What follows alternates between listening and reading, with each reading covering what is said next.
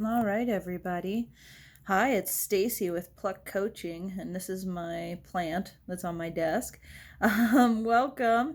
I am doing a special video kind of shout out. I've got a client and a friend who was curious about some of these things, and I thought you guys might be too. So tonight I'm going to talk to you a little bit about some of the planners, not plants, planners that I've been using with my coaching practice. So I've always been a big, huge fan of planners. I obviously still use a Google Calendar. I use Outlook at work, but I like the paper planner, and I'll show you a couple of reasons why I do as we walk through this. But I just wanted to show you what I've been using and let you kind of make a decision as to what you like. I started my coaching practice in 2017. I had a planner then. And in 2018, I splurged, well, late 2017, because of course you should have your 2020 planner now. But late 2017, I splurged and got the Start Planner. Absolutely loved it. 2019, I went a little more affordable with the Erin Condren, and we'll dive into that one. And I splurged again because I wanted to get back to the Start Planner, and I just love it. And you'll get to see this brand new one that just showed up. So with that, I will bring out 2018. Obviously, planners are super helpful because they allow you to do what you want to do, how you want to do it.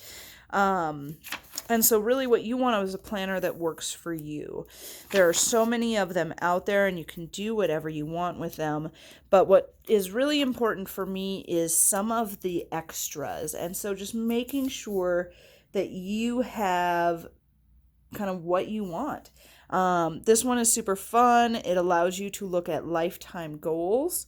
And in here, I really focused on the things that really matter to me, what I want to remember my life with. And it didn't take me a long time to jot it all out, but just taking a moment to decide. And you're going to see happy, healthy, playing, work, those kind of things. It had a little mini vision board, and I did sit down, and it's important. You should do it. I sat down and actually figured out what are the things that matter the most to me. You're going to see this. This is one of my favorites, the balance of all the things that I want. Eating better, taking care of my family, travel, working out, kicking ass, right? And just taking care of the people around me. Those were some of the things on my vision board. They also break it down, and your planners should allow you to set goals for your life, for your vision, but they should also be your annual goals, right? It's a 1-year planner. It should probably let you work through what you want to accomplish that year.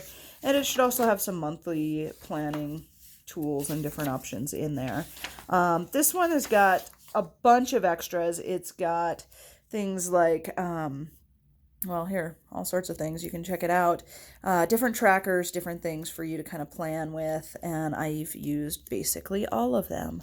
So running through there, I'm just going to get to a page here that doesn't have too much as far as names in it. But figuring out kind of what things look like, what you've got going on your calendar is super important. And you're going to find that some weeks I filled in a lot, and then other weeks were kind of open. And so some weeks, like this one, I would call fairly open. And other weeks where the calendar was open, my to-do list was, a million miles long.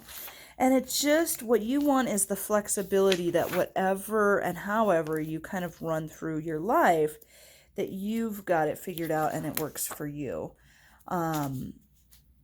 It's really, really helpful if it has check-in points. And so allowing you to figure out, okay, what did you do well? What did you accomplish that month? And what do you want to do in the next month? So you have those moments is super helpful. And I really liked the Start Planner because of the time layout that it gave. So in 2019, I switched for cost, and I also thought maybe that was just a bit overkill and maybe I didn't need that big. What I discovered was that I filled this sucker up, and this is Erin Condren, so you're welcome to go check that out. And they're really cute. They have some fun ones. You can personalize it, right? My name's on it. That's kind of cool. But running through this one, I really liked that every month it set aside opportunity for you to kind of say what worked, what didn't work, and set your goals for the next. I'd also had like the monthly layout, and you can figure out how to fill that in.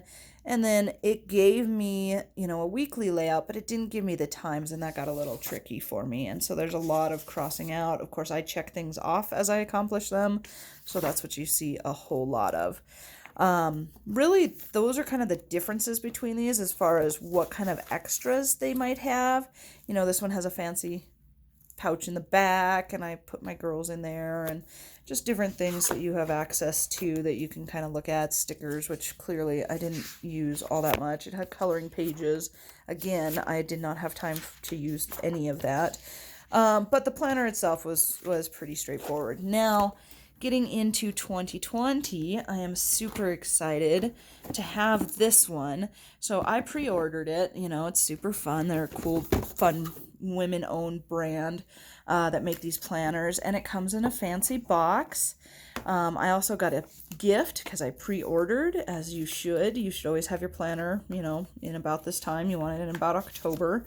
But it comes with all sorts of goodies. I've got a little notepad with a pen here and some extra stickers and things that I may or may not use. I'm not so great at it, but the planner itself, really sweet, really fun. I went for a case-bound one this time, largely because the spirals in those two were scratching up my laptop and scratching stuff up, and so I want to see if this is going to work better in my backpack that I carry around with me. But brand new, right? It's got everything that first one does. It's going to have that similar layout. It's going to have vision board, right? There's kind of the vision board space. What I'm going to accomplish this year, and I'll get to work on filling all this out, don't you worry. But yeah, I'm just really excited for the ability that this offers. Here's their holiday plans. You can save that for the end of next year. I really love that they flag for you some of the things that you should do for yourself and in your life for the average person, right? Not everything's applicable, but you pick and choose what works for you. And then you dive right in, figuring out kind of what you want and how it works and how to fill in your time. My goal for 2020, and we'll see if it sticks, is to do a little bit better with color coding so I can keep track of how I'm using my time, because that's getting more and more important. And just figuring out, am I utilizing it the way I want to be utilizing it and not letting things just fill in. So really, that's kind of the goal. The Start Planner for me is well worth the purchase, but I understand, that everyone's kind of got a budget for what they're willing to spend on these things. Just make sure it's something that works for you, and make sure you're using it. If it's something you look at every day like me, it's worth way more than what I've paid for this thing. If you're going to buy it, use it, open it once, and never touch it again, maybe you don't buy this and you go buy a $3 one on discount in a couple of months.